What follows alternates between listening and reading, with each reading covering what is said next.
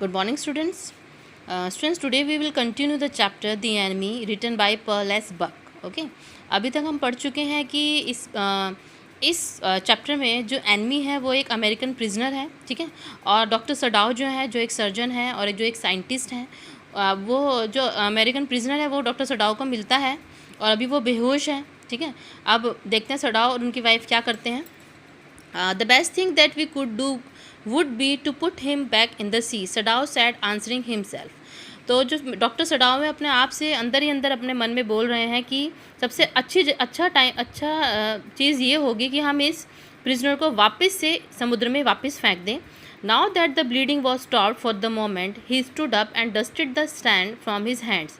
अब तक जो ब्लीडिंग थी वो रुक चुकी थी, क्योंकि हमने लास्ट चैप्टर में पढ़ा था कि उसने उस ब्लीडिंग में उसने जो मॉस है, जो सी मॉस है, वो भर दिया था. इस वजह से ब्लीडिंग रुक चुकी थी. अब डॉक्टर सडाओ खड़े हो जाते हैं अपने हाथ से रेत को झाड़ते हुए. Yes, undoubtedly that would be best, Hana said straightly, but she continued to stay down at the motionless man. अब हना भी खड़ी हो जाती है, वो कहती है हाँ मेरे ख्याल में भी ये सबसे ठीक रहेगा, लेकिन वो नीचे पड़े हुए उस आदमी को देखती रहती है, स्टेयर डाउन यानी घूरती रहती है. If we sheltered a white man in our house we should be arrested and if we turn him over as a prisoner he would certainly die, Sadao said. Sadao कहता है कि अगर हमने किसी वाइट मैन को अपने घर में शेल्टर दिया, कोई आश्रय देते हैं हम लोग, तो हम लोग भी फंस सकते हैं इसमें, हमें भी पकड़ा जा सकता है, ठीक है.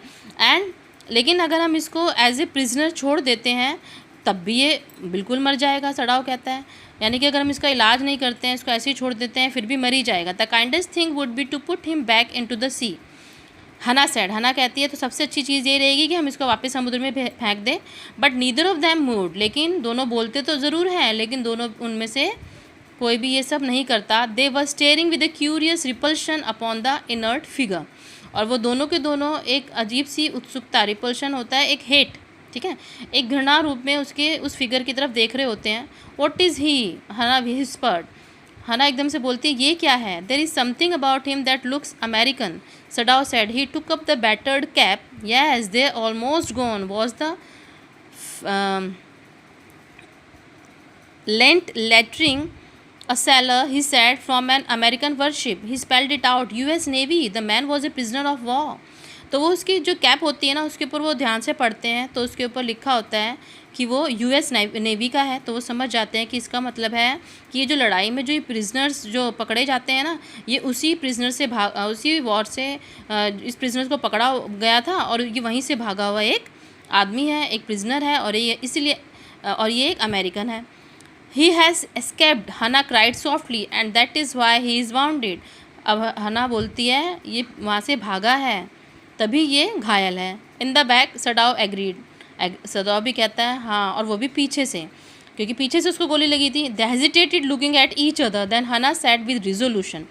वो दोनों एकदम हेजिटेट हो जाते हैं और एक दूसरे की तरफ देखते हैं. तभी हना बोलती है Come, are we able to put him back into the sea?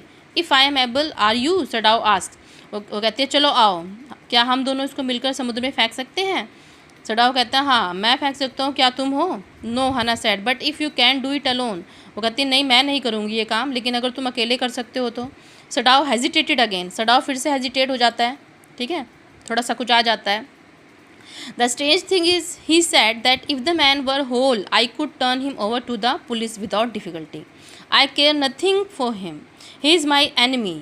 All Americans are my enemy, and he is only a common fellow. You see how foolish his face is, but since he is wounded. और तभी Sadao बोलता है कि सबसे अजीब बात पता है क्या है. अगर ये आदमी पूरा होता, यानी ये बिल्कुल ठीक होता, तो मैं इसको बिना किसी परेशानी के पुलिस को इसको अरेस्ट करवा देता. लेकिन मैं इसकी बिल्कुल भी परवाह नहीं करता, क्योंकि ये मेरा दुश्मन है और जितने अमेरिकन हैं वो मेरे दुश्मन हैं. लेकिन सबसे बस फुलिश की बात यही है. और दूसरा क्या है कि इसका जो फेस है जिससे मुझे सबसे ज़्यादा चिढ़ है, लेकिन ये घायल है. You also can not throw him back to the sea, Hana said. Then there is only one thing to do, we must carry him into the house. अब सना बोलती है कि तुम भी इसको वापस समुद्र में फेंकना नहीं चाहते हैं, तो फिर तो बस एक ही चीज़ हो सकती है कि हम इसको अपने घर में ले चलें. But the servant, Sadao inquired. Sadao पूछता है लेकिन नौकरों का क्या, क्योंकि अब नौकरों को पता चलेगा कि उनके घर में एक प्रिजनर वॉर भागा हुआ कैदी है ऐसे, तो वो तो बिल्कुल पुलिस को इन्फॉर्म कर देंगे. We must simply tell them that we intend to give him to the police, as indeed we must, Sadao. We must think of the children and your position. It would endanger all of us if we did not give this man over as a prisoner of war. अब हना बोलती है हाँ, हम उनको आराम से बता देंगे कि हम इंटेंट यानी मीन, हमारा बिल्कुल मतलब है कि हम इसको पुलिस को सौंप देंगे, और जो हम बिल्कुल करेंगे, क्योंकि हमें अपने बच्चों के बारे में और तुम्हारे पोजीशन के बारे में भी सोचना है, और क्योंकि ये खतरे में है इसलिए इसको हम अभी नहीं दे सकते. ठीक है.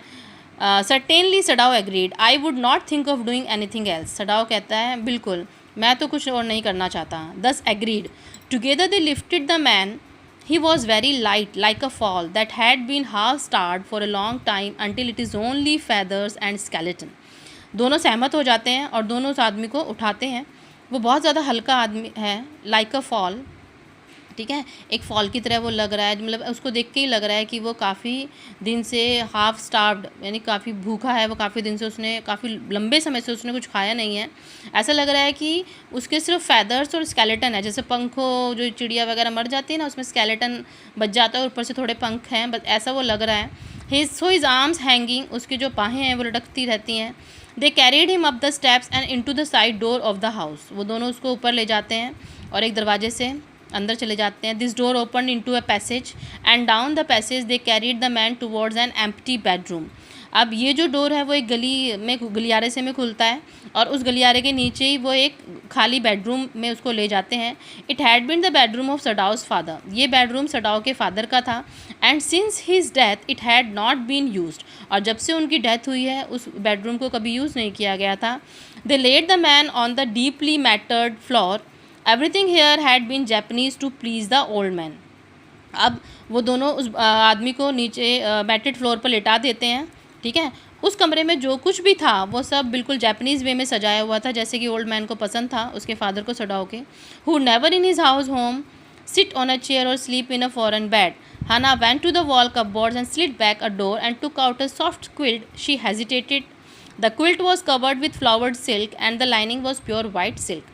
अब वो जो कमरा था बिल्कुल जापानीज़ वे में सजाया हुआ था. ठीक है. और उनको उनके घर में उनको मतलब एक चेयर थी और एक उन्होंने कभी अपने घर में कोई फ़ॉरेन बेड नहीं रखा था. अब हना एक कपबोर्ड की तरफ जाती है यानी एक अलमीरा की तरफ जाती है और वहाँ से एक दरवाज़ा खोल के एक सॉफ्ट सी रिज़ाई निकाल लेती है. क्विल्ट मीन्स टू रिज़ाई निकाल लेती है, रज़ाई. लेकिन वो हेजिटेट हो जाती है क्योंकि जो रज़ाई है वो बिल्कुल सिल्क की फ्लावर्ड सिल्क से बहुत सुंदर रज़ाई है, वो वाइट सिल्क से बनी हुई. He is so dirty she murmured in distress. और वो अंदर ही अंदर बुड़बुड़ाती है कि ये तो बहुत गंदा है. Yes he had better be washed. Sadao agreed. If you will fetch hot water I will wash him. तो वो कहता, सडाओ भी बोलता है हाँ अच्छा होगा कि पहले हम इसको धो दें. अगर तुम मुझे गर्म पानी ला के दोगी तो मैं इसको धो दूँगा, इसको नहला दूँगा. I can not bear for you to touch him she said. We shall have to tell the servant as he is here. I will tell Yumi now. She can leave the children for a few minutes and she can wash him. वो कहती है नहीं मैं बिल्कुल सहन नहीं कर सकती, तुम इसको हाथ लगाओ. ठीक है. मैं ऐसा करती हूँ, सारे सर्वेंट्स को बता देती हूँ और मैं यूमी को बोल देती हूँ कि वो थोड़ी देर के लिए बच्चों को छोड़ दें और हमें इसको आकर धो सकती है. Sadao considered a moment. Let it be so he agreed. You tell Yumi and I will tell the others. Sadao कहता है ठीक है चलो देखते हैं, मैं सहमत हूँ, तुम यूमी को बताओ और मैं और सर्वेंट्स को बता देता हूँ कि भाई एक ऐसा प्रिजनर है जो हमारे घर में है. But the utter pallor of the man's unconscious face moved him first to stoop and feel his pulse. लेकिन उससे पहले वो उस आदमी की पल्स चेक करता है. इट वॉज फेंट बट इट वॉज देयर. वो आदमी तो बेहोश है लेकिन उसकी पल्सेस अभी भी चल रही हैं. He put his hand against the man's cold breast. The heart too was yet alive. और वो अपने हाथों को उसकी कोल्ड ब्रेस्ट पे भी रखता है, छाती के ऊपर रखता है और देखता है कि उसकी जो हर्ट है वो अभी भी चल रहा, दिल अभी भी धड़क रहा था. Okay, I think that's all for today. Tomorrow we will continue the chapter. Thank you and have a nice day.